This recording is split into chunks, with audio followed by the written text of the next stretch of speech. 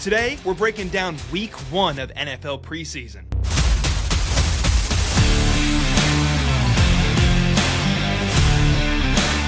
The ball is on the 25, and it is 1st and 10. Welcome back to the show. Today, as we mentioned before, we're talking about every single game of the NFL preseason. Who are the biggest winners? Who are the biggest losers? And of course, a lot of conversation about these quarterbacks. Before we do that, because that's going to be very exciting, Metro, my co-host, sir, how are you doing today with the fresh cut? Did you have a good weekend? Did you watch some football? It was great. Finally getting to be able to sit down, eat some Doritos, get some wings, watch some games. It was great. Had a great weekend. Football is back, kind of. We got to see some second stringers, third stringers go out there and ball. And even though we're in the beginning of the preseason, I had a lot of fun. There's a lot of stuff I think we could take away from this first couple games, and it made me even more excited for the regular season. So I say we start off by talking about these quarterbacks, and then we'll talk about a few other things later in the video. Well said, brother. The best part of overreacting is discussing the quarterbacks. Quarterback conversation is on the dock. Let's get into it now. Who would we like to start with? I would like to start. Let's talk about it. Let's talk about it. Okay, let's go back to the draft. Okay, Shedeur Sanders pre-draft process before all the shit happened, right, where he slid, and we know the story. At least me and Metro, or at least I'll speak for myself, I thought Shedeur was a very good quarterback. I thought he was a first-round talent quarterback, and I still feel that way today. And he showed in this game after he had a couple struggles in his first couple drives because he hasn't had first-team reps, supposedly. He started to figure it out. He was making real big-boy NFL throws throughout the back half of that game. I liked what I saw a lot. I don't know about you, Metro, but for a first NFL preseason game, he started making some great throws under pressure and also had some velocity behind that cannon as well. What were your thoughts? Give me the good, the bad, and the ugly. Yeah, it wasn't totally perfect. I thought I'll start off with the bad because, let's tear him down just to build him back up. I thought there were some plays where he drifted in the pocket. That was a big issue he had in Colorado where it was, I think, 4th and 2. By the way, terrible play call by the OC on that 4th and 2, having spread out wide, and everyone's doing like these. It was terrible. Anyway, so he gets back there, and instead of trying to make a play, he drifts in the back, and eventually he's trying to do some things that he just can't do at the NFL level. So that was a bad play. He had a near interception when he was trying to go down the middle of the field. I thought the idea was good. It was just the ball was placed a little bit behind the guy. There was also a throw in his own end zone where he made a completion for about 4 or 5 yards, but there was a late read that if it was against an NFL starting corner, probably goes for a pick six. And I'm trying to think, he missed the guy when he was trying to make a play on the left side. I'm not too worried about that. But outside of that, I mean, look, the 2 touchdowns were, I think, his 2 best throws of the day. That high-low concept in the corner where he had to thread the needle between 2 corners, I thought was just a beauty of a thrown ball. I made a video on Shedeur, and I talked about that, and I kind of showed down some of the film. And I've seen my quarterback, Dak Prescott, make that throw 100 times, but there's also been times where he kind of lollipops that ball up there, and he gets picked off by Brian Branch, which was not fun. So, for Shedeur to make that throw, he had some zip on it, perfectly placed. I mean, it was in a spot where only his guy could get it, and it was a beautiful touchdown while he was on the run, too. So that was a great one. And then the second one, pressure right into his face. He shifts over to the right into the middle of his pocket, which was great because a lot of times you'll see when pressure's in the guy's face, they just start to, I'm going to start running. I'm going to go crazy and do some Caleb Williams stuff, which Caleb got to chill out on. But Shedeur was good. He stood right into that pocket, delivered a nice ball where only his guy could get it. And then there's another throw, too, where he gets, I think, he had some players open, but he just didn't get the readout in time. So he drifts away in the pocket, bolts out to the right. Guy kind of starts to get open. He just kind of layers that ball perfectly right in there for the one-handed catch. 3 really good throws. I thought he really played well when he did like a 3-step drop and get to that back step and deliver a ball. Like I thought he was consistently accurate, on point, on time. I felt he struggled most when he was doing longer dropbacks. When he was doing like a 5, 6, 7 drop, whatever they call it. When he got to that back step, I felt like he wasn't really timed well. It felt like he was processing a little bit slower, which I think kind of led to some of the pressure or some of the inaccuracies downfield. And I think there was a couple times where he would drift in the pocket. But I mean, look, 14-23 or 138 and 2 touchdowns. I get it. It's only one game. It's against Panthers defense, but, to be fair, it's not like the Browns are that talented either. So he's playing with just as bad of players as Carolina has, and I thought he played pretty darn well. He needs to carry this momentum over now to the next couple weeks, and if he can do so, I think he probably should be the starter. I mean, I told my family this. I was like, look, I love Dylan Gabriel. Dylan Gabriel ain't doing that. He just can't. Joe Flacco's 40 years old. Like, what are we doing here? And Kenny Pickett, we've all seen Kenny Pickett. Yes, he was a first-round quarterback, but that dude has hot cheeks. All right, he sucks. Let's give Shedeur Sanders the job here, or at least it might be a bit of an overreaction. If he can consistently do this for the next few weeks, I don't see how you don't start this guy. And frankly, with Shedeur playing well, I think this puts a really big question mark into that Browns front office of what they should do, because those fans are going to be chanting, we want Shedeur, we want Sanders, we want this guy. The second Dylan Gabriel or Joe Flacco throws a pick six or just a pick, raining down with boos, Shedeur signs are going to be in there. It's going to be a mess. It's just going to be a mess. Hashtag legendary. I really like how you highlighted how he was kind of bumpy in the beginning, but as he figured his way out, Metro, you mentioned some really good throws. My personal favorite was when they were backed up in their own end zone. That was a nice throw. He had pressure in his face on a 20-yard in route, 20-yard dig. And that is not an easy throw, folks. He put heat on that thing. He got smacked. And if he didn't get it right or didn't get it off, that's a safety. So that was high-pressure situation. If he didn't make that throw, we're talking about a whole different weekend for Shedeur this weekend. Loved what I saw personally. Yes, there's things to work on, but that was preseason week 1. Like you mentioned, I hope he builds on this and keeps going, because if Shedeur gets hot, are we all Browns fans all of a sudden? Like, this shit's going to be real Dude, if fun. Shedeur wins the job, I'm watching every single Browns game. And I have no plans. I had no plans of watching any Browns game this year. Put Shedeur in, I'm watching that joint, dude. I don't care. I'm watching it. That throw, by the way, that you talked about, that was the exact next play after he almost had that late read. So he had the late read, got about 4 or 5 yards, and then they're backed up again into their own end zone. I think there was maybe a penalty or something like that. And this dude in his own end zone with 2 dudes rushing right into his face steps into a throw while basically eating 2 dudes right into his face, throws a timely pass right when the guy gets open. That was a beautiful play by Shedeur. Gorgeous. Any other thoughts on Mr. Sanders before we go to our next QB? I think I thought Amani Marshall played pretty good in that game too. The running back, I thought he made some plays. That guy that made the one-handed catch, I think he was the same guy who had like that really bad punt thing where he caught it when he's like, dude, you're right by the end zone. What are you doing? But he made that next catch, so, shout out to him for making up for that one. That was a sick catch. Let's go to the next quarterback who went first overall. Kind of crazy we didn't talk about him first, but Shedeur's just kind of more fun overall. We have Cam Ward with the Tennessee Titans, and Cam had himself a pretty interesting day. He wasn't a world beater, but he showed some good things and some good promise. Let me pull up the stat line right here. This man, Cam Ward, I got it right here, folks. He was 5 for 8 and 67 yards, but overall what we learned was him and Ridley have a real nice connection going. He was making some good throws. He had one throw that was pretty bad and probably should have been picked, but overall he looked calm, comfortable, things we knew he was good at, and just translating to the NFL. What were your thoughts on Cam Ward, Metro? Yeah, the Titans were playing their starters for like a good chunk of this game. They had guys like Tony Pollard out there, Calvin Ridley out there. I think they just really wanted to get Cam Ward comfortable early, so I thought that was probably the smart decision. Look, I thought Cam played fine. He didn't really do anything particularly special. I agree with you. I do think that Calvin Ridley connection is going to be really nice this year. So if you're playing fantasy, talking about a late round guy that could be a potential, top 15 receiver in fantasy, Calvin Ridley could be that guy for you. But yeah, 5 for 8, 67 yards. I think he led a touchdown drive with Tony Pollard finishing off that drive. This is a building team. I didn't think he looked great, especially in that first couple of throws. He had a play where he missed one, and then he had another play where he was trying to make a play on the run, and he just needs to throw the ball out of bounds. But he kind of threw the ball in harm's way, which wasn't smart. He also had a play that could have been picked, but yeah, a couple of those throws to Ridley were really impressive. Like there was some plays where he put like the perfect amount of layering to it, the perfect amount of zip.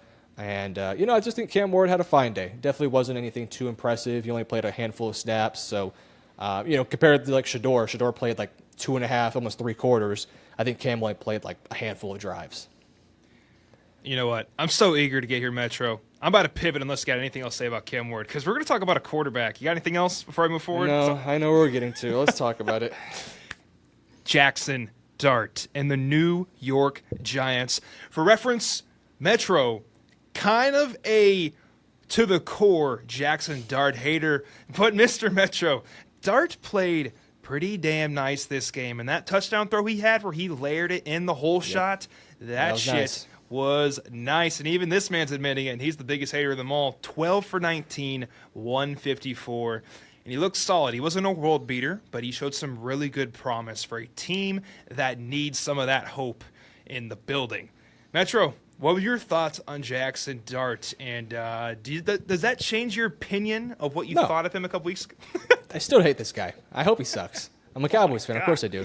Look, all jokes aside, I thought he played well in his first game. It was a lot of easy plays for him, check downs, a couple screens, and some of those check downs and screens got this guy like 30, 40 yards. But I got to give it to him. That one touchdown pass was genuinely a really nice throw that should excite Giants fans for the future. But, overall, I mean, again, a lot of the plays he made out there was just dump offs and screen passes. So, I thought he did his job. I think it was a game where when he, kind of like Shador, when he got to that third step and could just rip the ball, it felt like he was comfortable. I do not think Jackson in this game made any high-level, tight window throws outside of the touchdown pass. Right outside of the touchdown pass, I thought for the most part he was pretty conservative, which is fine, by the way. It's your first preseason game. I'd probably do the same thing. Like, I don't want to screw this up. Let me just throw the check down and see if I can get 15 yards, which happened a few times. I thought on some of the runs, he looked a little rattled in the pocket, and then he would just try to escape. Like he was like dancing around a little bit too much in the pocket. I want to see him look a little bit more composed. Not to bring Shador into the conversation, but I thought Shador the entire day looked really poised in the pocket, even when there was pressure. Like he always looked so calm and relaxed. For me, for Dart, there was moments where he looked really calm and relaxed, but when there was pressure kind of surrounding him and that pocket started to collapse a little bit, Dart was a little bit more frantic and just trying to get out of there. So I want to see him calm down a little bit with that sort of stuff, but look, man, it's his first preseason game. My opinion has not changed. I still think he's going to be a shitty quarterback, and he's going to be out the league in 3 years. Kidding. Damn, bro. Come on. I'm kidding. Give him I'm some kidding. love. Give him some love. Kidding. I'm kidding. I hope I'm wrong. I hope the best for the guy. But he also just looks like a prick. All right, let's just be honest. He just looks like a prick. I saw a video of him going into some apartments. This is crazy. I know. This is like Division I hating right now. I don't care. I'm doing it. This guy was going into some apartments, and it was like in the 30th floor. It was like this really nice apartment. They're like, yeah, it's going to be about $10 million. He sits there. He's like, I'll get that by my second contract. Is that what he said? Yes. I was like, come on, bro. This guy. But he seems like a funny guy, honestly, like in real talk. But yeah, I thought he played well. I'll give him his flowers. I want to see some more high-level stuff in the next couple games. But for a first preseason game, going up against Buffalo, a tough opponent, was pretty impressive. And I think we should talk about the other first-round rookie that played like 3 snaps and completely dominated in those 3 snaps. Abdul Carter was incredible in this game. We could save that for a little bit later. My God, Abdul Carter is going to be a freak of nature, dude. Fire me up. It's good to see top-tier supposed blue-chip talent immediately hit. And you're like, you know what? We're not just talking out our ass. These guys are fantastic. Do you want to talk about Shock. Quinn Ewers? Well, let's do Shock first because he was the next one off the board. We can do Quinn afterwards. Let's do it. Let me pull up Shock stats, unless you got them in front of you right now. I do. So let's put some context here. Spencer Rattler, I want to say, started the game. Well, let me rephrase it. I don't think me nor Cade actually got to watch the full games. We just watched the highlights of Tyler Shock. So take that all into account. We watched the good, the bad of Shock here. 15 of 22 for 165 yards, 1 touchdown, and 1 pick. That pick was a pick 6. Spencer Rattler, 7 for 11 for 53 yards. He also had 3 rushes for 22 yards on top of that, and Tyler Shock had 1 rush for 3 yards. From the highlights that we saw, he looked okay. The pick 6 was bad. I mean, that was just a late read, lazy route by the receiver, but I don't think Shock particularly did anything special in that play either. Play goes for 6. But then, give him his credit. He did bounce back and have that really nice touchdown throw. Busted coverage, But at the end of the day, the throw's a throw. Made the throw on the money, got the touchdown. So, the numbers look pretty good. And with Spencer Rattler not doing anything particularly special, neither did Jake Haener. I would say that Shock probably did himself some favors today. Yeah, I think he propelled his stock in that building into QB1 even more if it wasn't already solidified. I think it's a good. Go ahead. I was going to say, it appears the Saints were trying to do whatever it takes to get this guy the starting job. He had more pass attempts than Spencer Rattler and Jake Haener combined. So they were like, all right, Shock, come on, bro. Because I think they want Shock to be their guy, but they just haven't seen enough in practice. So they're just hoping to get enough out of him. And I feel like with this one, he did probably enough to, satisfy Kellen Moore in the front office. That's right. When a coaching staff puts that much capital into somebody, you want them, you kind of need them to succeed. Because, hey, we spent a second-round pick, a high one on this quarterback. If he's not the guy, we look really stupid. So I also have heard that Rattler's been outperforming him in practice, which, is that true, Metro? You've been hearing the same thing? Yeah, I've been hearing the same thing, which honestly doesn't shock me. No pun intended. Shock is one of those guys that you have to deal with the good and the bad. He's going to go out there and make some really nice tight window throws, some bombs downfield, and then occasionally he's going to do some really dumb, just stupid stuff, like the pick in this one, or that pass in the combine where I don't know what the hell he was doing. Shock just kind of does that, where he's very inconsistent, and so I think that's something that this Saints team is trying to rep out of him, is just to find that consistency. Whereas for Rattler, from what we saw last year, he's pretty damn conservative. He doesn't make a ton of mistakes. He just kind of does what the offense wants him to do, which is, check the ball down, hit screens, hit some slants, hit some comeback routes here and there, but he's not going to do anything particularly special. Shock gives you more of that special stuff, but he also gives you a lot of stupid stuff too. So it's kind of a weird little quarterback room they have here, and based on the reps, I think they want Shock to be the guy pretty clearly, so we'll see about that one. They did lose 13-27, but, give the Chargers some credit. Trey Lance, 17 of 14 for 55 yards, 7 carries for 48 yards and a touchdown. Hey now. We're just saying. Trey Lance.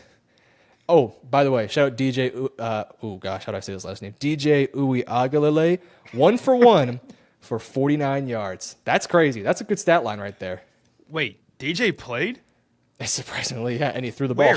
Wait, where's LA. he at? He's in LA. Oh, you're so right. What? But he was good for him. 1 for 1 for 49 yards. That's actually you can hang your hat on that. That'll get DJ. That'll get you a Canadian invite. Welcome to the CFL. You're going to be there for life. That's actually, you know what? Good for DJ. Everyone was hating on DJU, so I'm glad he made a big throw. Quinn Ewers, man. The Miami Dolphins and Bears game had a lot of quarterbacks in movement. Speaking on the Bears side, they had Tyson Bagent, Case Keenum, and then for the Dolphins, they had Zach Wilson, Quinn Ewers, who got a lot of work, and even some Tua Tagovailoa who went 5 for 6, 27 yards, and that was kind of it. Let's talk about Quinn Ewers. This guy had 18 passes on the day. 5 of them were completed. It's not a very good stat line, but that's okay. 91 yards, averaging 5.1 per attempt, and then also he had 2 sacks, so it's not all his fault. I'm sure he had a lot of pressure on this game day. I believe Booker had a day on the Bears side, so overall, though, not what you want to see, but he did go in the 7th round, so, this is kind of on par. I consider this a win for a 7th-round pick to get 91 yards and not throw a pick in the game. That's just me, though. He also had a fumble in his own, 5-yard line. Ooh, tough. Yeah. Well, awkward. It wasn't really his fault, though. It was a terrible. It's the Dolphins' offensive line, so it's what to expect. Yeah. So we saw some flashes. We saw some ass, but Quinn Ewers did his thing out there and competed, and he'll definitely get a lot more opportunities coming up here in week 2. And anything you want to talk about with Quinn Ewers or any of these other quarterbacks, because there's a lot of them in this game. Yeah, well, specifically with Quinn, I do want to give him a bit of a pass. Now I'm a Texas fan, so of course I'm going to do so. I'm going to defend this guy till the wheels fall off, all right? He had 4 pretty basic drops, even if there was some tight coverage there. He had a couple drops. There was a drop on a screen. Offensive line is dog. And you're going up against Austin Booker and some of these guys in Chicago that are, multi-year guys. So in fairness to Quinn, wasn't anything special he did out there. He only completed 5 passes, but, to his credit, 5 passes for 91 yards. Got to be more efficient, and, they ran the ball effectively with Ollie Gordon, which we'll probably talk about here in just a moment. But, led a touchdown drive. They finished the game 24-24. So, it could be worse. That's what I'll say. Heck yeah, could be worse. Honestly, I thought it was fine. I think this is just stagnant, right? We turn the page, we keep moving. I didn't see anything that makes me go, oh, wow, or anything that makes me go, oh, this is not the guy. It's just, We'll go to week 2, see how it plays out, compared to these other quarterbacks where we got a little bit more of a taste of what they're going to do. Yeah. Let's talk about some of these other quarterbacks. I say let's start off with Anthony Richardson because dude just can't catch a break, man. He just cannot catch a break. So this guy goes out there. I think he misses a throw, maybe another throw, and then gets sacked, which, by the way, the sack was probably his fault because he did not shift the line over there. So don't blame the offensive line. It was probably Anthony's fault. And he goes down. I think he dislocates one of his fingers, so he's out for the rest of the game. The sack was brutal, by the way, like an actual NFL Super Bowl type sack. I mean, the sack was brutal. And I'm sitting there, and I'm watching the game, and I see the pressure coming, and I'm like, Anthony, run. And then he just falls, and I'm like, no. It's over. I thought he genuinely might have dislocated his shoulder or broke a collarbone because he walks out and they're like, oh, it's just a finger injury. But I think it's a pinky it's a pinky injury on his throwing hand, which is never good. And this is a really important preseason for Anthony. So you want to talk about a horrific start for him. This was it. I mean, it wasn't like Daniel Jones played well. He was 10 for 21 for 144 yards, but if Anthony can't go at 100%, it's going to give Daniel Jones even more reps, which makes life even harder for Anthony. So really, really rough start to his third year in the NFL, and I'm really hoping he gets healthy because it just feels like this guy, no matter how big or strong he is, he just can't take a hit. And sometimes it's unfortunate. It doesn't mean that he's weak or anything like that. It's just sometimes players' bodies just don't want to work for them, and it kind of feels like it's the case for Anthony, which really bums me out because I think he's a really talented guy, but if you can't stay healthy, you got to move to somebody else. It's a good Colts team. You got to find that guy this year. For the Colts fan base, if he played amazing, that's a win. If he played like shit, that's a win because we have answers. With an injury, this just prolongs the problem, like you were mentioning. Praying for the best. I hope he recovers quickly and we can get some answers quickly because we're rooting for you, AR. You've not been in the best situation and you were meant to develop and you've had a little chance to do so. That's all I got to say there, and I hope he gets healthy fast. Can we talk about Joe Burrow and Tanner McKee? That game was actually a lot of fun. I never watched it, so I'll let you take the reins here too. So I watched the highlights on this one. Joe Burrow, 9 for 10, 123 yards, 2 touchdowns. By the way, they started Jamar Chase out there too. He had 4 catches for 77 yards and a touchdown.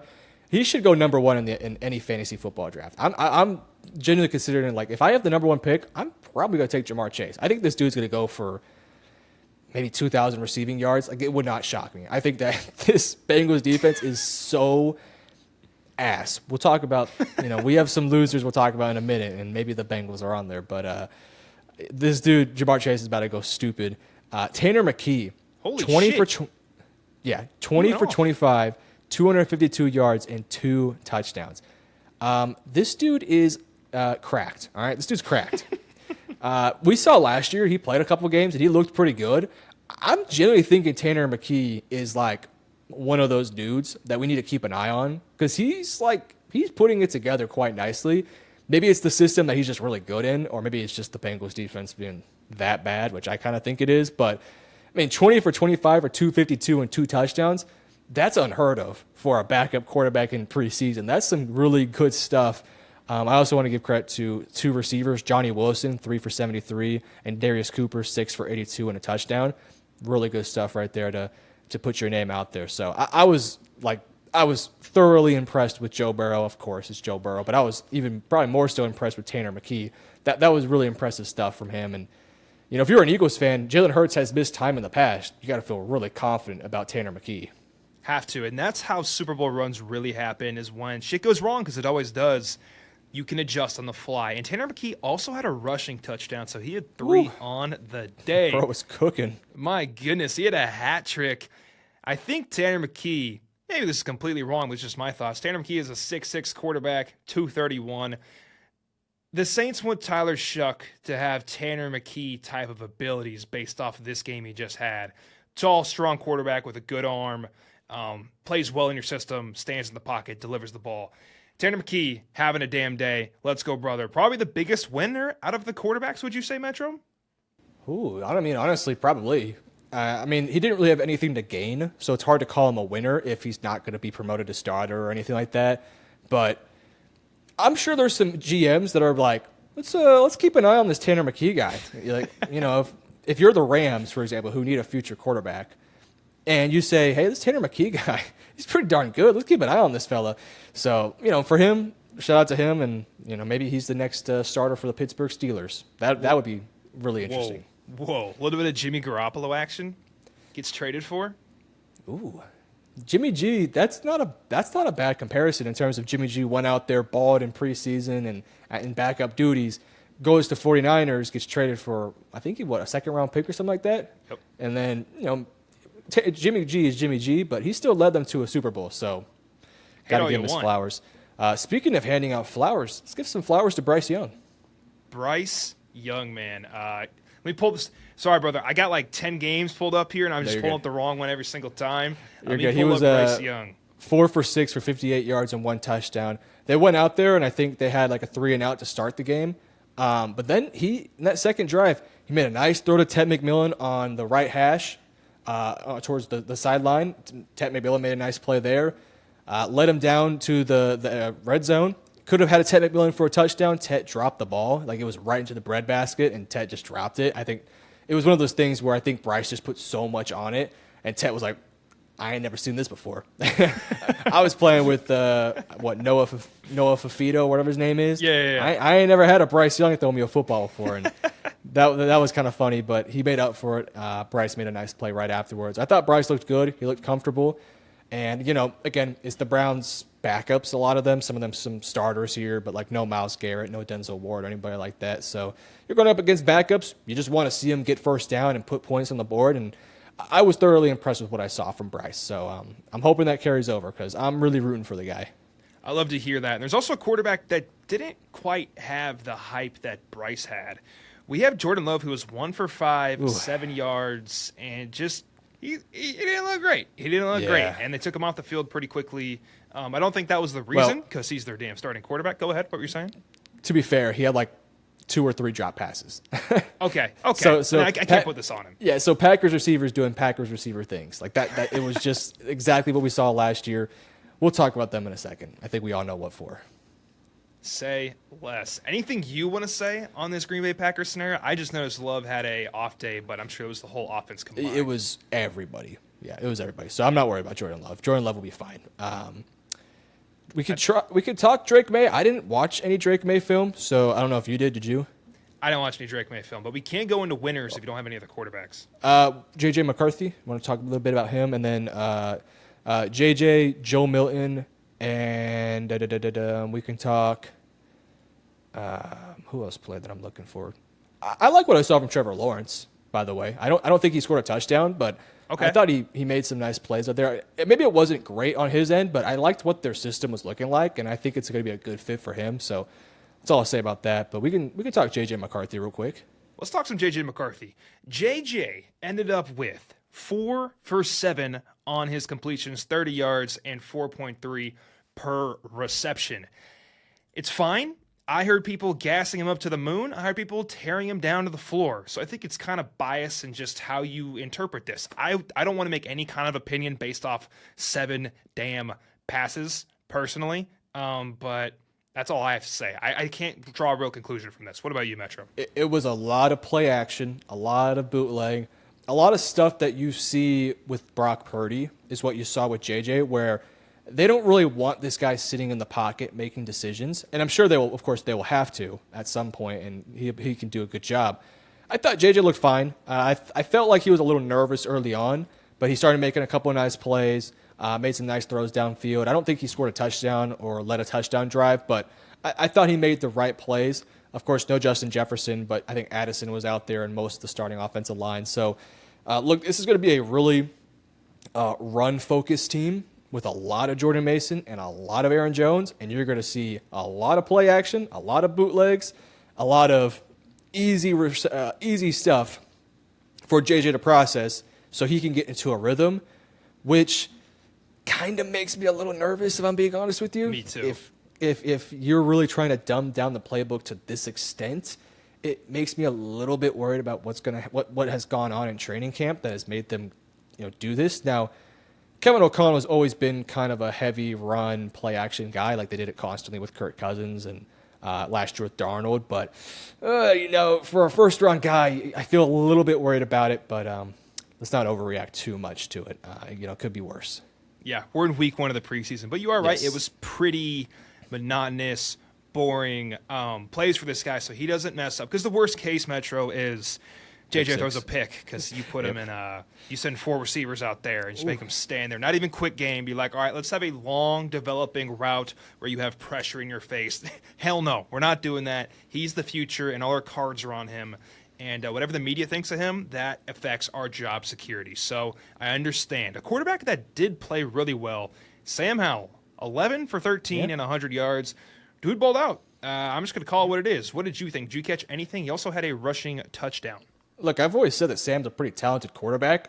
I thought he was in a really bad situation in Washington. I don't think he's a starting level quarterback, but he's one of those backups that you feel really good about. And if you need to start him in a pinch, I think he can ball. And within a Kevin O'Connell system, which is I don't want to disrespect any quarterback that's been in the system, but for NFL systems, it's one of the easier ones to get through. It's like a Ben Johnson system in some ways where you just kind of need to be a robot at times, and that's what Kevin does. So for Sam Howell, it doesn't really shock me. And, in some fairness to him as well, he was going up against a lot of third strings too. So, good stuff there from Sam.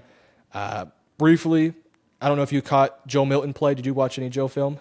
I saw a little bit of Joe film, and for his stat line, he finished 17 to 29, 143, 1 touchdown, 1 interception. From the highlights, it seemed there was sparks of good and bad, obviously here by the stat line, but you are the full-on Cowboys fan. What did you make of it? It was a hard first half to watch. This guy went out there, and I love Joe. I'm really rooting for this guy because this dude is a freak of nature, but he needs 2 more years of full-on development. So it's probably a good situation for him here in Dallas. But the biggest winner of the day was Dak Prescott. Nobody's going to be saying that Joe Milton should be starting after this game because he went out there and threw like 4 straight 100-mile-per-hour balls 5 yards down the field. I mean, this dude has a rocket for an arm, but he doesn't control it very well. This dude is all gas, no brakes, and it is fun to watch at times, but it's also like, Joe, just throw it, dude. Don't put your whole arm into it because this guy has an arm. There was a play where he was drifting back in the pocket, throws it like 80 yards downfield. This guy just has that type of arm talent. I thought the second half was better than the first half. I think he did end up with like a ankle sprain or something along those lines or some sort of like bruise or something. So that's something to keep an eye on, which would be an unfortunate loss for the Cowboys if he can't play for the rest of the preseason because this is the time you want to get him on the field. But he's a good athlete. He can run. He can move in the pocket. He has an arm, but my God, he's got to hold that arm in, dude. Like that arm, it's like it has a mind of its own. He will throw some terrible throws, but it's like, damn, bro, calm down. We know you have it, dude. We know you got this. Just chill. It's weird. I'm hoping that he can come back and play a few more games and, start to figure it out. But I wasn't overly impressed with Joe Milton. I'll just put it that way, which is fine. I mean, he's a backup quarterback. Dak's the guy. Dak's making $60 million a year. I would hope that's the case. I would hope that Dak is the starter and not Joe. But yeah, he could have played better. The interception was pretty bad. Like it was a great play by the corner, by the way. He was just throwing that ball up. Corner made a nice play on it. We can talk, Trayshawn Holden. I thought undrafted free agent receiver. I thought he played really well. And Malik Davis, who was unsigned like a week ago, came on the team like a week ago, went for 63 yards on 7 carries. So I was pretty impressed with that one. So, shout out to Malik Davis. I've heard some reports this Cowboys rushing game is hot ass, which does not shock me at all. It does not shock me. Like when you're rocking Javonte Williams, Miles Sanders, and Deuce Vaughn, brother, it amazes me what the Jerry Jones will do, man. That guy, he is something else, man. He is something else. Have you heard some of the comments he's made about Micah? Dude, yeah, that's a whole episode by itself. Yeah, it's insane. This guy Jerry cracks me up, man. It's like it's like laughs of sadness. I just start laughing when I see these reports. I don't even know what to say anymore, man. This Cowboys team, it is what it is. But you want to talk about some winners and losers? Let's do it right after this game because we hit about every single one. The KC Chiefs and the Arizona Cardinals. We had a lot of quarterbacks do good and bad things. On the Cardinals side, they had Kyler Murray. Metro mentioned that he threw a pretty bad pick early then stepped it up 7 in a row completions and then also scored on that drive. He didn't, but his team did. And then on the other side, actually, Jacoby Brisket. Hello, Brisket. He had 5. Brisket. Sorry, Brisket. I say that in my fantasy league. That's my bad, bro. It's Jacoby Brissett. I'm not that dumb, I promise. 5 and 8, and he went for 2 touchdowns, so he had himself a damn day. On the other side, we have Bailey Zappi, 8 for 17, 2 picks. Not the best time with an 18.9 passer rating. Gardner Minshew went 6 for 9 with 54 yards. Patrick Mahomes was 1 for 1 yard and 1 touch. Am I reading that right? Yeah, one touchdown? I think it was a fumble from I think the kickoff or something like that. And they get the ball to the 1 yard line. He throws a fade ball. By the way, beautiful pass by Mahomes. By the way, beautiful. It goes for a touchdown. I saw a TikTok, and I think it was AI, but it was like they were gassing him up for a 1 yard throw, and I was cracking up. I was like, I could probably see somebody doing this because it was actually a nice thrown ball, and I was like, damn, no hate watch today. It was a nice throw.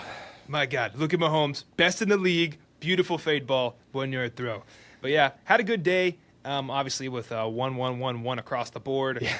Zappy to be seen more. Brissett had a great day. Kyler started like Aston, finished really strong. Just a good amount of mood swings throughout this game. Anything you got between these two teams and these two quarterbacks before we go to our winners and losers? Briefly, we can cover some of the other games we didn't touch on. Raiders, Seahawks. Geno throws the birds up to some fans, which was just hysterical. And I'm pretty sure the coach defended it too. It was a good decision by him. Aiden O'Connell, I thought Aiden played well, but he threw 2 picks that were kind of like frustrating. So that's something to keep an eye on. By the way, Cam Miller balled 6 for 7 for 76 yards and a touchdown.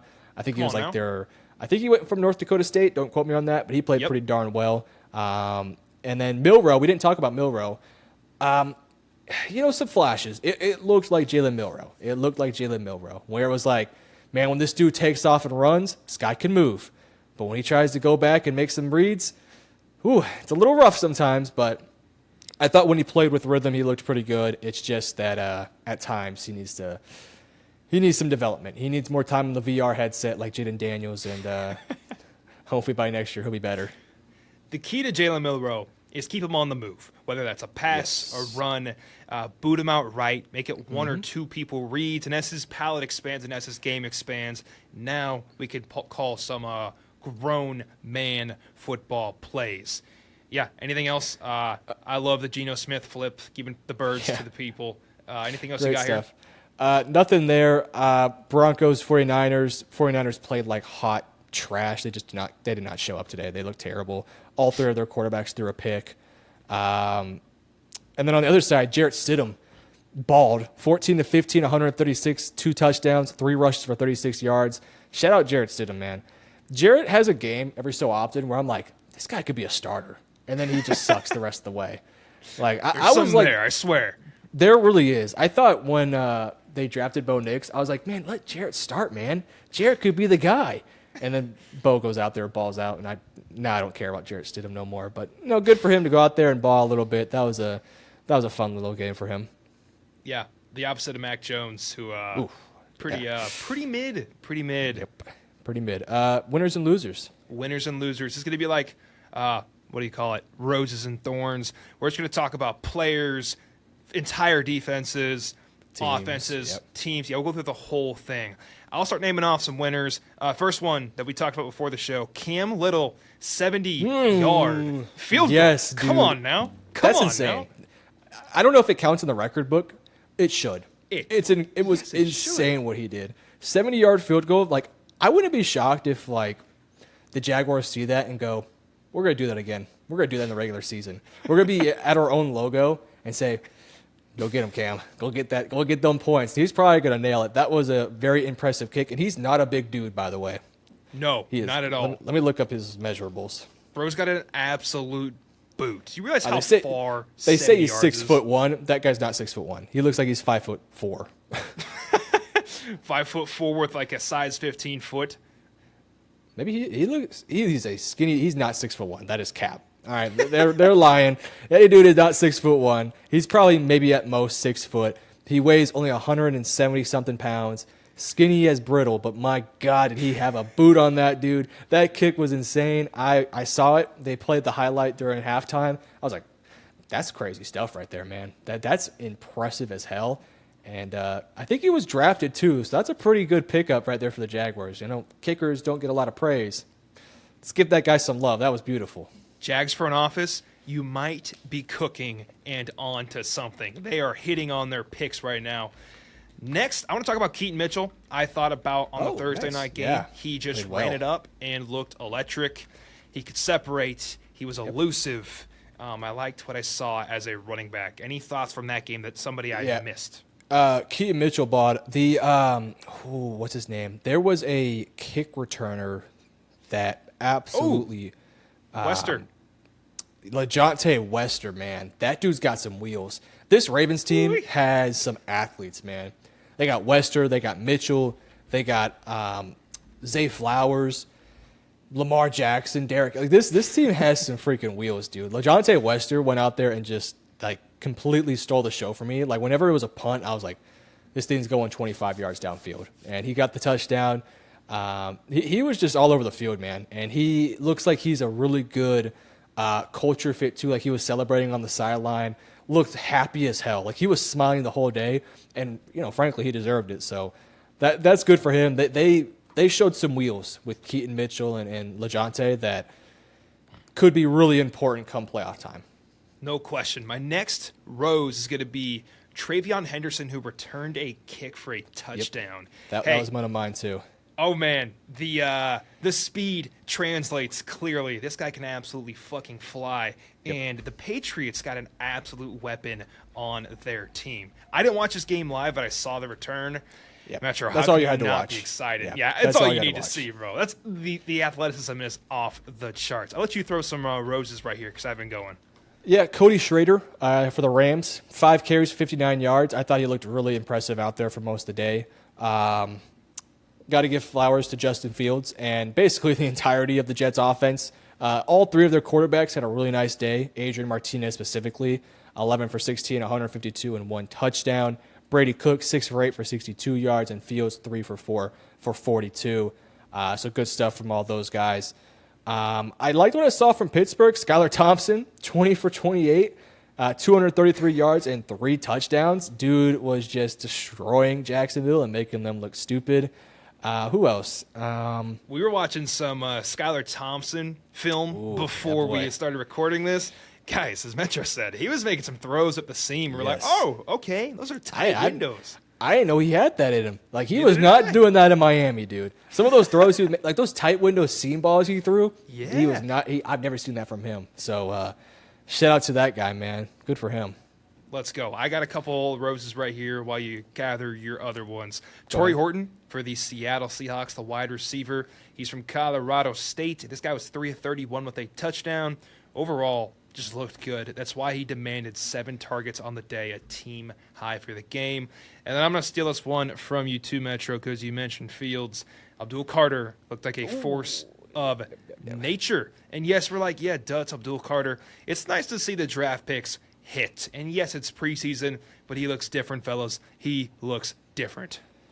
I got 2 from the Eagles. Darius Cooper, 6 catches for 82 yards and a touchdown. Johnny Wilson, 3 catches for 73 yards. Always like to see these, underrated guys who can step in and make plays. Johnny Wilson is like 6'8". He should probably be playing tight end. He's a massive individual, so good for him to go out there and make some plays. You mentioned Abdul Carter. Man, bro, Abdul Carter just a freak of nature out there. He was going up against their starting offensive line, and I only saw like 3 snaps of him, but every single time he was in the quarterback's grill. So good luck to the NFC East, because that dude's going to be beating your quarterback quite often. Another rose here. Luther Burden looked pretty explosive with what he did. And then also my guy, Kyle Monungai, 30 yards, 6 carries, averaging 5 per carry. Nothing crazy, just efficient, kicking ass when you get the ball in your hands. That's his game, and I'm fired up to see him in the regular season as well. Got to show love to Travis Hunter. Playing both sides, being one of the first guys to ever do it. He didn't really do anything special, and I think he actually got put in the dirt on a play because he's just not a big dude. When he goes up against Derrick Henry, he's cooked. But, it's just cool to see him go both ways. I truly think they're actually going to use him both ways, by the way. I think they're going to use him probably 50%, 75% on offense and probably 75% on defense. Like, I think he's just going to be all over the field. And he played only like 20 snaps, but he had a couple catches and no targets. So that's always good right there. What else for some roses? John Mechie, 5 catches for 45 yards. Made some nice plays. Let's go, Mechie. Trying to see there was a defensive player that stood out. Oh, there was one from Dallas. They're a linebacker. Hold on, let me pull his name. He is Morris Leofau. Man, that dude put some linemen on their ass, dude. He made some plays out there that was like really impressive. There was a play they were running right up the middle, and the Cowboys defense was getting cooked in the first quarter, like just destroyed out there. And Morris, he blew a play up. He completely rams himself into either a fullback or a lineman, puts them on their ass, and then puts the running back on the ass in like the same motion. This dude made a couple plays that was really impressive, and I think he has a bright future with Dallas, so I want to give him a shout-out. Let's go. Fire me up. I was going to shout out as well. The Los Angeles Chargers had a nasty pick 6. Eric Rodgers had 2 picks on the day, and one of them went for a big-time touchdown against Tyler Shuck. I think, we got to give credit to the Patriots for putting up 48 points on Washington. My God. Just absolutely just destroying them. And when you look at the numbers, too, it wasn't like they did anything, like, overly impressive, but I think they had a couple defensive touchdowns, some turnovers. They made a play on special teams. Yeah, they had a couple field goals, too. So they just kind of destroyed in all 3 phases.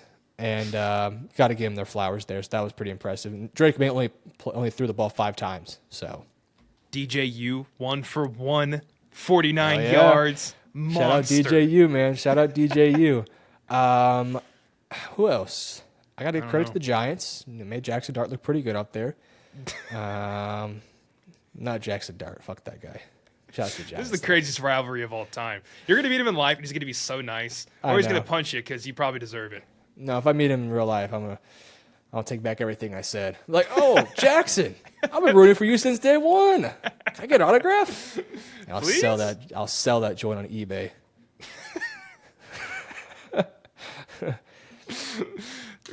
You're a villain. You're an absolute villain. It's okay. What can I say, man?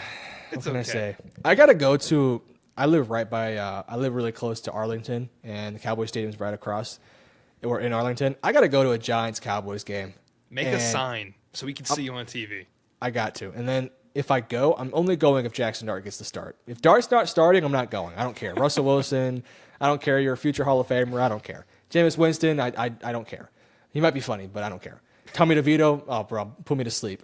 If Jackson Dart goes out there, dude, I'm bringing a sign, and it's going to say, fuck Jackson Dart, don't like you.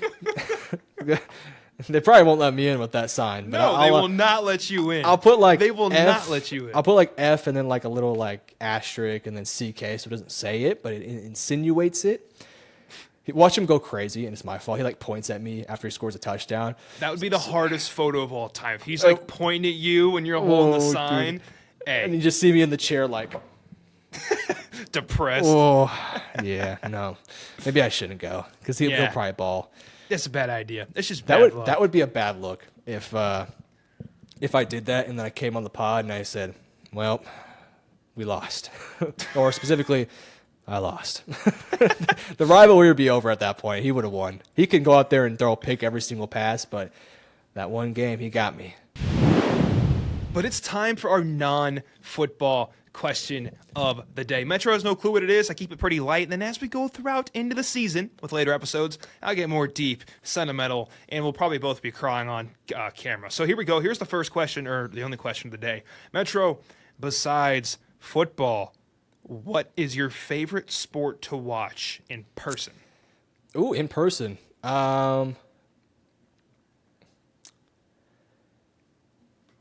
I'd go basketball. NBA, it's really fun to watch. Hockey games are really good too. I haven't been to one in a while. In fact, I don't think I've ever been to one, but they look really fun to go to. I've been to a Mavericks game. It was a lot of fun. It was Mavs versus Spurs, so kind of a rivalry game. We won the game, and as you can see, now they traded my guy Luka Doncic to the Lakers, and I was a Lakers fan. That was I understand, but I didn't know you had a shirt and everything. I'm a Mavericks fan, but LeBron is the GOAT. Man. LeBron is the GOAT, and Luka Doncic is the future GOAT. So I got to support the Lakers a little bit here, even though they're not going to be good this year because the front office is hot cheeks. But by the way, the NBA draft lottery was totally rigged. Just saying. It was. Let's be honest. Let's call it what it is. Call a spade a spade. The draft was rigged. Yeah. Other sports though, F1 is really fun to go to. It might just be like, oh, it's just cars driving around in a circle. It's not. It's actually really fun to go to, and it's really intense. They give you like these little headphones that you can hear because sometimes you can't see the full track because there's like hills and stuff they have to go through, and so you have like these radios and stuff. And the announcers are going crazy, like, oh, my God, he's about to cross, he's about to pass. And then you see it in person, like, as he's passing the guy. That's sweet. It's pretty fucking cool, but at the same time, like, you go to a basketball game or a football game, you don't hear, you don't hear Chris Collinsworth, right? You don't hear those guys. But when you go to, like, F1, they actually give you radios if you have, like, an American Express account or something like that, which most people do. And so they give you the speakers for free, and you're just going to carry it, and you can turn on the radio. It's actually pretty freaking cool. So, that's genius. F1 was cool. The only thing that sucked is I had to walk like 6 miles that day in Texas heat because we went the wrong way, and the track is so long, and it's impossible to navigate. So we walked like 6 miles, and we were like dehydrated, about to pass out. And then when you get to the seat, they're like bleachers, not like padded bleachers, just full-on bleachers, and it's packed. And everyone's sitting down, and you feel like an absolute asshole for standing up, but like your legs are shot. They're in so much pain, and you just want to stand up to stretch, but then you feel like an asshole because everyone behind you is like, sit down, trying to watch the race. Like, come on, man. I'm dying over here. So next time I'm going to go general admission and bring my own chair. Metro, you sold me with the first half. You had me in the first half, and then you just started like giving all the bad parts of it. It's fun, but know how to navigate your track. Because I go to the one in Austin, so now I know how to navigate it. It's a lot of fun. You can go get a lot of good food. There's a lot of people out there selling things. It's really fun. But if you don't know how to get to your spot, boy, you're going to be walking. And, we were like 4 hours early because you want to get there early, right? We're about 4 hours early, and it took us about 2 hours to find our seats. Oh, my God. Dude, we were shot. And there's a part. Not to go on a tangent, I'm about to finish here. There's a part where you're going straight uphill. And so we walked for about an hour and a half, and then there's this one part that is straight uphill. Like I'm talking like 70-degree angle. And we were already sweaty and tired and like, gosh, let's get to our seats. And then we see the hill, we're like, fuck. And they're smart because they put like a lemonade stand right in the half of it. So you get to the lemonade stand, you can sit down for a second. That's smart. Yeah, they get a lot of money for it because you can see other people are like in the same boat as you. Like, I'm about to pass out. I need lemonade. But no, outside of that, it's really fun to watch. So I strongly advise if you're not into like NASCAR or Formula One, just go to an event. It's actually a lot of fun. Maybe the best placed lemonade stand in the entire world, supposedly. Anytime you go to an outdoor sporting event or like a carnival, the lemonade just hits because it's hot. Different. You're tired. You could just drink anything, and then they hit you with a nice, freshly squeezed lemonade. Life-changing, dude. Life-changing. It's like a hungover blue Powerade. It just brings you back to life. Are you kidding me? Let me tell you something. Hot take. Powerade is so much better than Gatorade. Like, so much better. It's not even close in my opinion. Like, I do 0-calorie drinks because it's just, like, why would I get calories from fucking drinks? Stupid. The 0-calorie stuff's just as good. Yeah. Bro, Powerade Zero Sugar is elite tier stuff. I could drink any of the flavors. Purple, blue, red. It don't matter. I'm drinking any of them. I would never drink yellow, though. Yellow's disgusting. Interesting. What's it called for Powerade? For Gatorade, it's lemon lime. It's probably a lemon lime for them as well. But I'm a grape guy. I know that might be a bit of a hot take. Grape is my favorite flavor. A grape guy? You don't like grape? I think we've had this conversation before. I respect grape. Like if I mix it with something, I'll have grape. You respect his game? Yeah, I respect Grape's game, but like I don't go get a beverage of even alcoholic, non-alcoholic, and be like, "Yo, give me Grape." No, I feel like I'm in 4th grade. no. See, if it's me and if I'm drafting flavors, grape is number one. That you're out of your mind. What's your number one then? You better not say red. I might argue yellow. I No, think man. lemon lime is phenomenal. It's lemon, not- it's lime. Lime it also tastes goes good. in like all drinks across the board. It tastes good, but I had one time that made me feel so sick. I don't know what it was. It just made me feel sick. That's so good. It was Maybe- just a maybe messed up that's Coke machine. That's okay. Maybe that's a player issue, a skill issue. It's just me. Maybe it's actually like really good. I just don't like it. But no, purple is the best. I don't care. Try it again sometime. Highly recommend.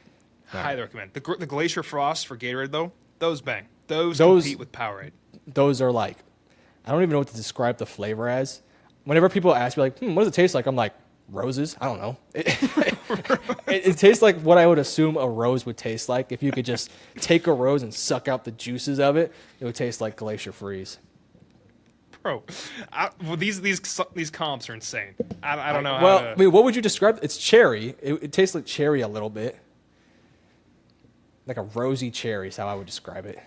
It tastes like it's extremely refreshing, and the flavor is just a light hint of whatever. You're talking the about the white one, right? Yeah. Yeah. Okay, yeah. Yeah. It's just Oh. extremely refreshing. It's the best stuff. It is. But if I'm picking between Powerade and Gatorade, I'm always going Powerade. Or I like what's the other one too? Not Gatorade or Powerade. The other one. Propel? No. Propel's ass. Whoa. Don't diss on my Propel. It's good if you like it. I had it a few times. I had a mini fridge in my room when I was like in high school. I had a pack of Propel in there for like 3 years. I didn't drink it. I just left it there. Man, come on now. Yeah, come on now. You know, L times there. But what's the other one? Not You tell me. Clearly, there isn't a third because we don't know. It's the good stuff. It's the good stuff. Let me Must see. be ass. Is it new? Sports drinks. It's newer. Let me see if I can find it. I just typed in sports drinks. Here we go. Body Armor. Ooh. Oh, Body Armor bangs. Body You're Armor right. You're is elite stuff. It's probably the worst stuff for you. It just tastes healthier, but it's probably not. Is it? I thought Probably it was not. good. I think it's made by the same company as Gatorade, so it's like it's probably just the same stuff, just a slightly different flavor. Super nerdy. A lot of those grocery store brands, they just make new products to take up more shelf space so they can decrease the competitions. But that's real nerdy and marketing stuff. But that's probably yeah. why they made it. Well, and then you can also put the healthier stuff on the top aisle too, and they put the really sugary drinks on the bottom so little kids can see it. Little kids are like, "Mom, Dad, I want the Oreos." It's like, all right, hey, little Timmy, look up, man. That's where the healthy stuff is. Little Timmy ain't looking up. He ain't looking up, bro. He's looking right at the red Gatorade. Not even the new one, the OG from the 1985s. You ready to go to, real quick. UFC fighting. Awesome. I'm a caveman. Ooh. Fists are flying. I've never been to one. People are getting wobbly. They can't see. Blood's pouring. Kind of sickening. Maybe I'm a bad guy, No, but I I want find to it go fun. to one. I've never been to one. I've always wanted to go to one. But I don't think they never really have it in Dallas, at least not like the big ones. So if they ever It's more do, I rare. might have to go to one. Because those are fun. Let's head back to football. It's time for Losers. some thorns. It's time for some Ugh. thorns, some losers. We don't like to hate here, but I do. we'll keep it pretty. I shouldn't say that. Some of us are full-time Division I haters, and then I don't like to shut up people because people are competing out here for jobs. So let's keep it light and just call obvious situations and just skepticism. The first one I want to call out. We talked about J.J. McCarthy, and his schedule on the field was nurtured and catered to make sure he didn't make any mistakes. Why, in my opinion, why didn't we see Caleb? Why That didn't is we true. even see one drive? And Or that may, Penix. Penix too. Or Penix. Now, maybe I'm overthinking that, and that's okay. But it is something I just want to keep my eye on. Not a loser, just a potential thorn I want to bring up. We've been hearing bad reports during camp. Maybe there's more to a reason than why he didn't show up in week 1 of the preseason. Yeah, I'm not seeing any injury stuff from Penix. Maybe there was. I think there might have been an injury. But I do agree that Caleb Williams won I don't like that. I think whenever you are a second-year guy, I feel like you have to play. I don't care if you're the first overall pick. And this is not like a knock on Caleb as a person, because I know people love to do that. For no reason, by the way. For no reason. I made Dude, shut the hell up. Calm down. I did a Shador video, and somebody in the comments was roasting Caleb Williams. I was like, guys, this is a Shador video. What are we talking about with Caleb Williams? Like, can we just chill? I like Caleb. Like, who cares?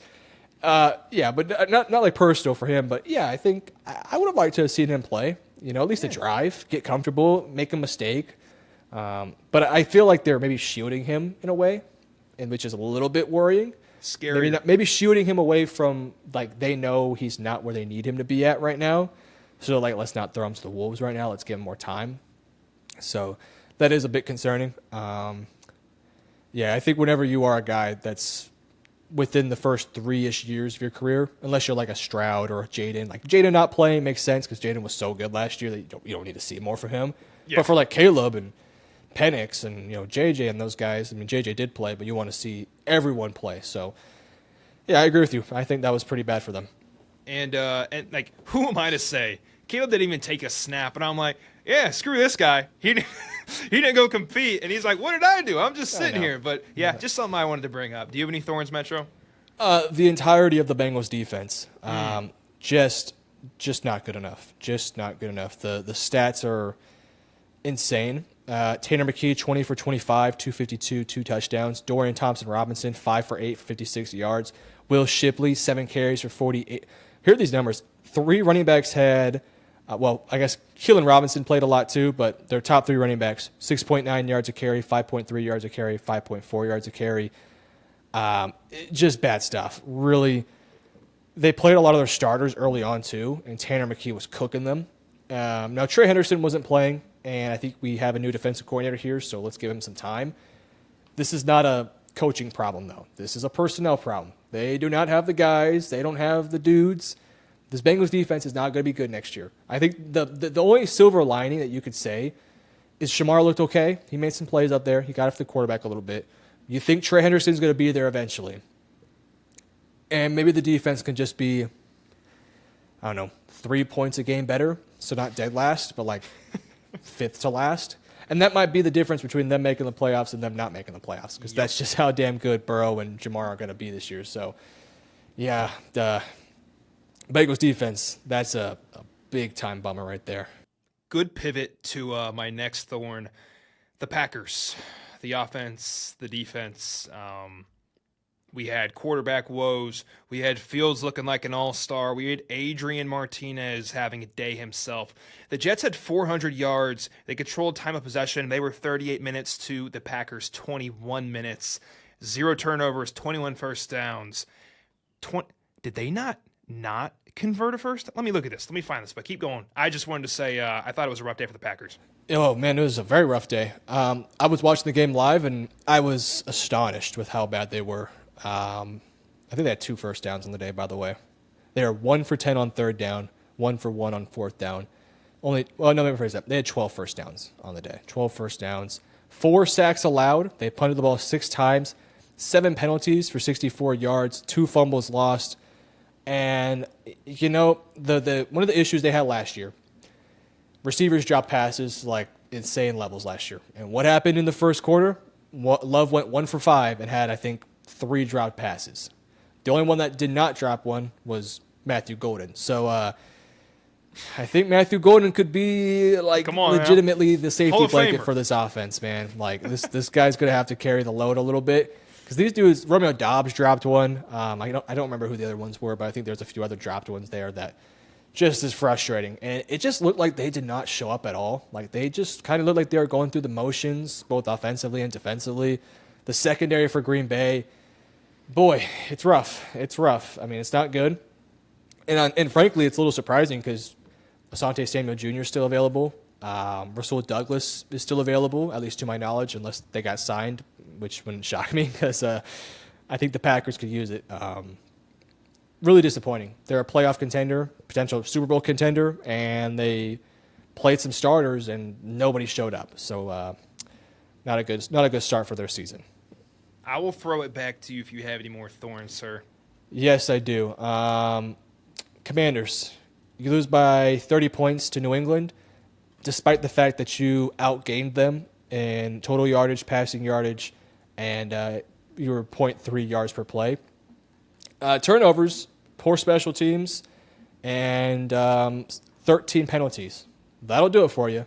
If you lose on special teams, if you lose with the turnover battle, and if you have 13 penalties for 98 yards, it's going to hurt you compared to New England, who had only one fumble lost, and they dominated special teams and only had 2 penalties on the day. Just felt like Washington looked very kind of stuck in the mud at certain points. They couldn't get their offense really going, and the special teams got destroyed. Speaking of bad special teams, the Colts, what are we doing? LaJohntay Wester going stupid on you. I think we should just call the Colts a kind of a loser in entirety because while certain players played well, and it wasn't a totally bad day by no means, the Anthony Richardson injury is a legit concern. If he's supposed to be your starting quarterback, or at least you want him to be, him going out there and getting sacked within the first couple plays, not a good look. Daniel Jones looked fine, but Jones didn't go in there and make me feel good. Jones went out there and played a mediocre game himself. And then Riley Leonard was probably the bright spot because I thought Riley looked pretty good out there. And yeah, the Colts, man, I think they're a talented team that is going to get held back by some really bad quarterback play. Would you rather be in the Colts situation? No, I can't even make that comp. I can give you a good one. Say. I can give you a good one. Go. Would you rather be in the Bengals situation or the Colts situation? I'm going to say, as a team. Well, think about the ownership, too, for the Bengals. This is true. They have Joey. difference makers. They have Joe Mar. They have Joe Burrow. They have T. Higgins. But they have no resources, though. They have a broke front office. They're cheap. Broke head coach.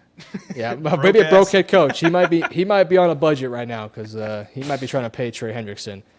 Whereas for the Colts, I would think I'd rather actually be in the Colts situation because it's like if we could just find a quarterback, easier said than done.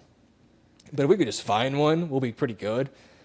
Whereas the Bengals have a good quarterback, but they're cooked. Their defense is hot ass, and their offensive line sucks too. So those are two situations that are really interesting because they're both like playoff contenders. They're both good teams. They just have big time issues. I think it's like, are you playing with the Bengals? The ceiling is capped, which sounds insane. Which sounds absolutely insane. But you have your quarterback, you have your wide receivers, but they're out of money. And clearly this ownership is not working, and the scouting department is not working on the defensive side of the ball. So we are at a ceiling cap.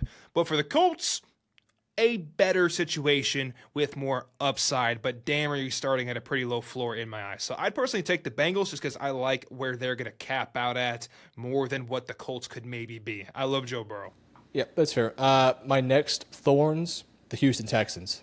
They did not show up either. They did not show up. Less than 200 yards total. Graham Mertz, who got drafted over Quinn Ewers, by the way. What are we doing here? 7 for 14 for 27 yards and 3 picks. Wow. Buddy, what are we doing out there, man? You're playing like me. That's terrible. I mean, 14 pass attempts for 27 yards, and you managed 3 picks. I don't know what we're thinking here, man. That's bad stuff. Davis Mills played all right, I guess. Caden Slovis. Yeah. John Mechie, I'll give him some flowers. He had a nice day, but boy, Graham Mertz. I wouldn't be surprised, and I hope I'm not overreacting too much here. I wouldn't be surprised if Mertz doesn't make the team in a weird way. What's that QB room? Can you remind me of the full QB room?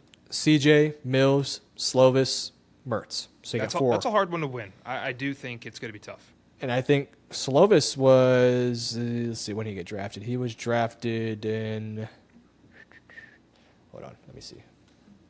Former USC quarterback, by the way. He was not drafted in the 2024 draft, so last year's draft. And by the way, Keaton Slovis, I think, was one of the only quarterbacks that ran the 40 that year, which was shit out to that guy. Ran a 4.55. Pretty impressive. He's moving. So dude was kind of moving on the field a little bit. So I'm, you know what? Screw you, Graham Mertz. You're my new op. I'm rooting for Keaton Slovis to get the job there. But yeah, like that, and I'm pretty sure they drafted Mertz in like the 6th round, late round pick, but it could have been a nose tackle or something. He took a bummy Graham Mertz, who got benched for DJ Lagway last year because of injury, but you get my point. Come on now, dog. Give him what are we one more. doing? Give him one more game to prove himself. No, I'm done with him. I'm done. That's done. insane. One That's weekend, insane. chopped, buddy. Watch him go out there and just ball next game. Yeah, he's gonna It's beat like, you at. You're like, he's one of our Metro. roses. We love Graham Mertz. But Yeah, he played great last week too. 27 yards. He balled a little bit. that's our guy. Do Yeah, you well- have any other thorns? Otherwise, I'm going to mention a couple of the games for week 2 and also leave on a good note. Titans didn't play particularly well. Tim Boyle, 4 for 13, 24, 2 picks. Who else? Tyjae Spears, 3 carries for -1 yards. Don't want to see that. He got hurt, I believe. That's why. Oh, did he? Yeah. Hope he's doing well. Serious injury? That would be He's going to be okay. okay. Good. Joe Milton, probably not the best day.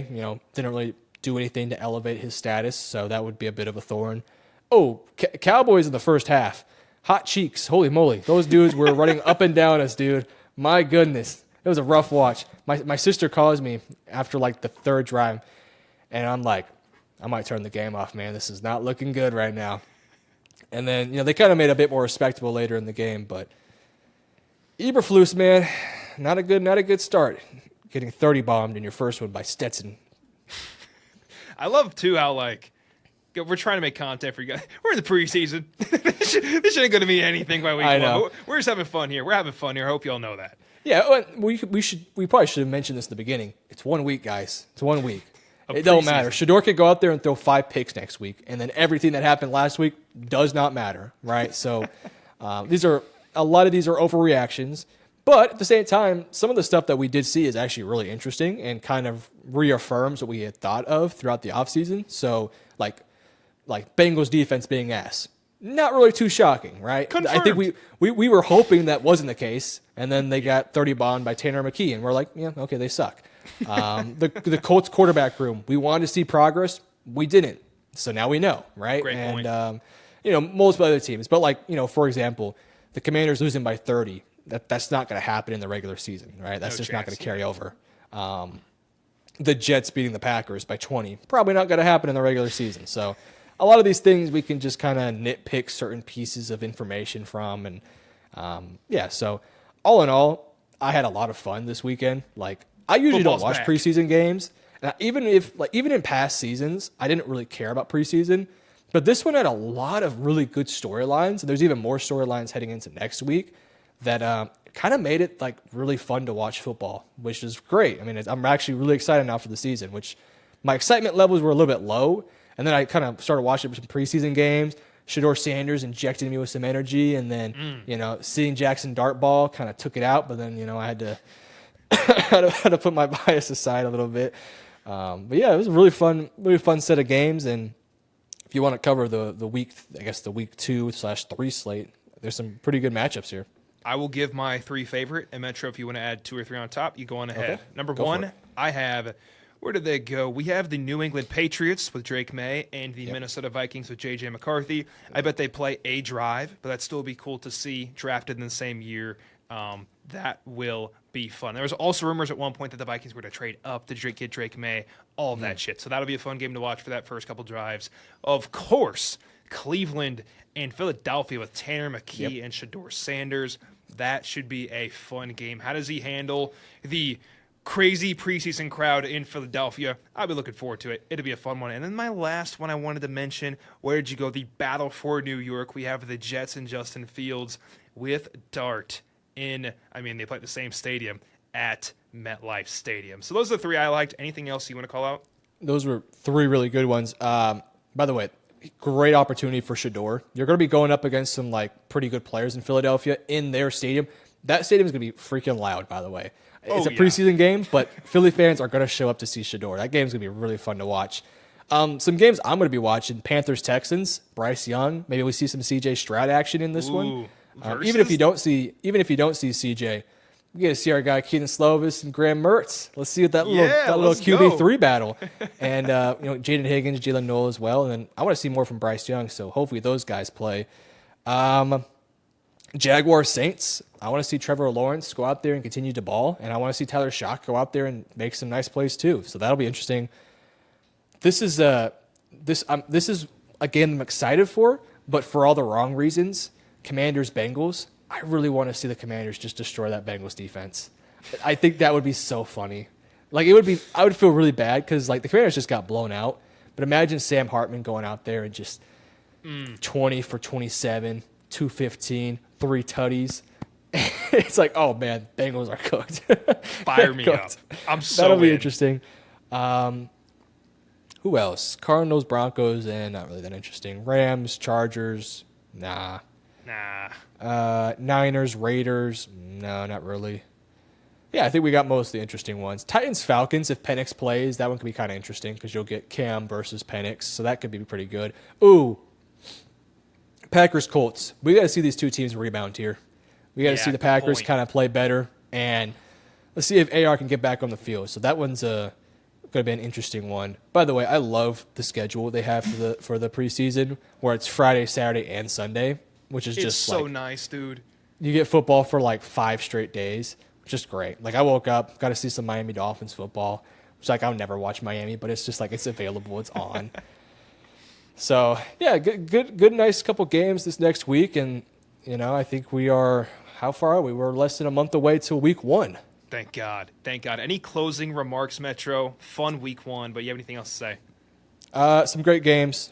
Shedeur Sanders is Hall of Fame bound. Packers are going to miss the playoffs. Jackson Dart might make a Pro Bowl, and Joe Milton should start for Dallas. But we would never want to overreact, guys. No, never. Like Metro just said, this is preseason week 1. Take everything with a grain of salt, but also we're going to have fun with it. And also some of this does tell the truth over time, what's real and what's not. We'll find out in week 2 of the preseason.